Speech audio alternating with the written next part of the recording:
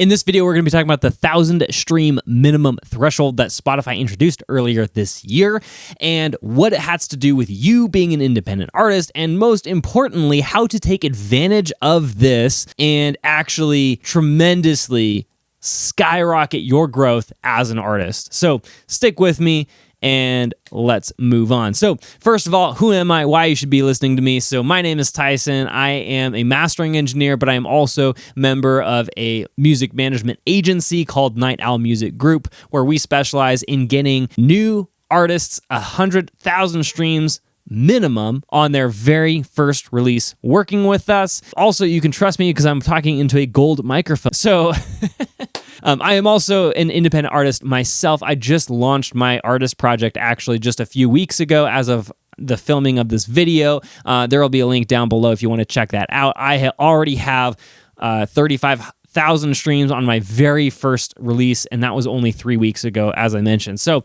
if that doesn't seem like very much to you, then I'm still starting out, so that's totally fine. But I have also helped other artists get launched as well. We're talking about the 1,000 stream threshold in this video. So what actually happened? So Spotify introduced this 1,000 stream threshold. Basically, it says that 1,000 streams needs to be reached before you get any royalty payouts from Spotify. And that's on their platform specifically. It's not just any platform, it's Spotify's platform specifically, if that wasn't clear already. So you need 1,000 streams in any one 12-month period. So basically 1 year, you have that to get 1,000 streams. If you don't get that, then they are not going to give you any royalty payments for your song. Basically, this is to say that any song that has, 1 to 10 streams isn't going to get a payout because they would have gotten paid 3 cents. Most distributors require you to have like $5 or something to actually withdraw money from your account. So most of that was just sitting with distributors, and it didn't actually even get to the independent artist at the end of the day. So that is the 1,000 streaming threshold, what Spotify actually introduced. So couple thoughts that I have around this that I want to share with everybody, basically how to take advantage of this change. So the number one thing is understanding Spotify. So Spotify, first of all, could have been way more stringent with this. They could have made that threshold 10,000 or 100,000 streams before they actually allowed you to get paid for your royalties. So $3 really is not that much royalties. So until you reach that 1,000 stream minimum, you're still only getting $3. So it's really not that big of a deal anyway, monetarily wise, or even the stream count. So 1,000 streams really is not that many. And that might, kind of grate against some of you. If you haven't had that threshold and you just feel like the system's out to get you, then you're right. The system is out to get you, and I can't help you. Let's understand how to actually take advantage of this. So the first thing is understanding, what does Spotify want? Spotify wants the best possible experience for their listeners. They want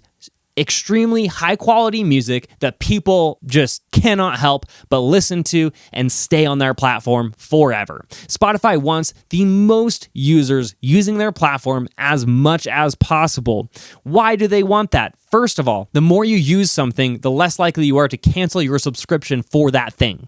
So if you're paying Spotify, $10 a month or $11 a month, whatever they're charging nowadays, and you use the Spotify platform a lot, then you are going to stick with it and keep paying them $12 a month in and month out forever. So if you're using a platform, you're going to stay with it. Another word for that is stickiness. The other area is that if you're a free user of Spotify, they want you to be constantly running into the highest quality music possible that's going to keep you engaged with the platform as long as possible, so that they can serve you more ads. Because the more ads that they serve you, the more they can charge the advertisers to advertise on their platform, because they're going to get more reach to more consumers to hopefully sell more of their products. So if Coca-Cola is hiring Spotify to advertise on their platform, then Coca-Cola will pay them $1 million to get, 1 billion impressions or whatever of their, latest Coke product, whatever that is. Spotify's goal is to keep more people on the platform for longer. This kind of sounds pretty similar, like Facebook or TikTok or Instagram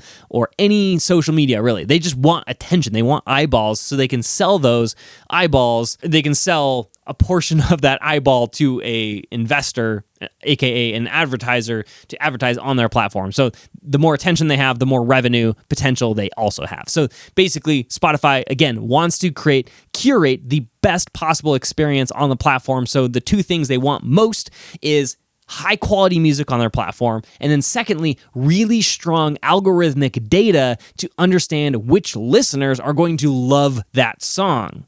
That is really super key, right? That's why they also don't like bots on their playlists or bots on their platform, because that skews that algorithmic data for Spotify to serve new listeners the best music possible. How does this impact me as an independent artist? How am I going to take advantage of that? And it's really simple. You give Spotify what they want. What does Spotify want? They want two things. Again, like we already said, they want more eyeballs, and they want those eyeballs to stay on the platform longer. So those two things is what Spotify wants. So one, if you want more eyeballs on your platform, how do you get more eyeballs on your platform if you're Spotify? You have independent artists, or just artists in general, advertise to get people to your platform for you. It's a genius concept. It's actually what we would refer to as an affiliate, essentially, because you're advertising, say, on Facebook to get people, or just even posting publicly on Facebook or Instagram or TikTok to get people to your Spotify to stream the songs. Spotify is benefiting from that because they're getting more people to their platform to serve more ads to, right? If they're free users, or they're just, increasing the stickiness of that user if they're a subscription user. More eyeballs onto Spotify is genius in terms of having artists advertise on their behalf, which I don't think is a bad thing, because artists still get a cut of that revenue that they earn. By giving Spotify that value, essentially, of more eyeballs, they're going to give something in return to you, and that is algorithmic data. So essentially, they're going to start linking your song and your artist to other artists and other songs that are very similar to the music that they're experiencing. So they're going to link the user that's streaming your song with everything else they've ever streamed, recently or otherwise, and then they'll also notice what playlists your songs are getting on, and they're going to link your song to all the other songs on that playlist as well to determine, okay, this song is probably similar to these songs, and the similar types of users will probably enjoy your song if they also enjoy these other ones. That's essentially what the algorithm is doing in the back end, and also why Spotify loves artists to advertise on their platform, because they're getting more eyeballs. In return, Spotify gives you data to be able to actually feed your song on those algorithmic playlists. So Discover Weekly, also any radio airplay as well. That's a big one as well. So again, Spotify is not just taking from you, they're also giving you something in return if you're advertising on their behalf. And advertising being letting people know you have music on Spotify. It doesn't necessarily mean running Facebook ads for your music, although that could be a form of this advertising. And then the second thing that I mentioned was Spotify wants people to stay on their platform longer. So if you have higher quality music that people love to engage with, then you're going to be favored in that algorithm. Plus, they're going to favor you in that algorithm because your song is providing even more value in and of itself to Spotify. So if your song has a higher than average listen through rate, plus has a higher average save rate or playlist rate, basically somebody saving your song to their playlist, or saving your song, or following you as an artist, right? All those indicators are great indicators for Spotify to indicate. Oh my goodness. I just said indicate like 6 times. Though all those are great things for Spotify to then be able to get to feed your song to the right people. And also it's a great indicator to Spotify that your song is actually really, really good.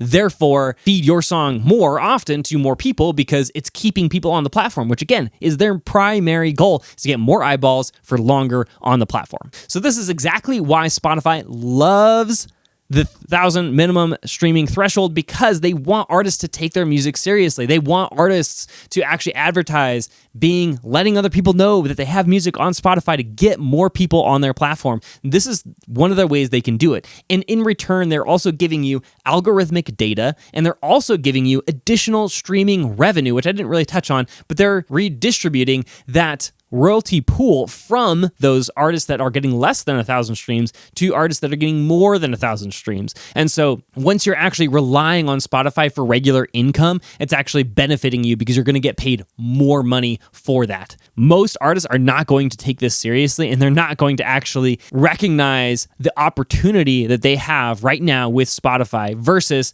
those artists who are serious about their music, are willing to put themselves out there and willing to work on creating better music to go on the platform that's makes people more sticky to the platform, those people are going to be favored in the algorithm and therefore favored by Spotify because they're giving Spotify exactly what Spotify wants. Okay, if you want to blow past that 1,000 stream threshold and you actually want to get real results with your music, I created a free guide on exactly how I got over 30,000 streams in the first 3 weeks of my brand new artist project. There will be a link to both of those down below, both my artist project if you want to check that out, but also there's going to be a link to that free guide of exactly what I did on the front end to make sure that my song was a banger before I actually released it. So you can go check that out, get amazing results for yourself with your own music. Okay, thanks for watching, and I will see you in the next one.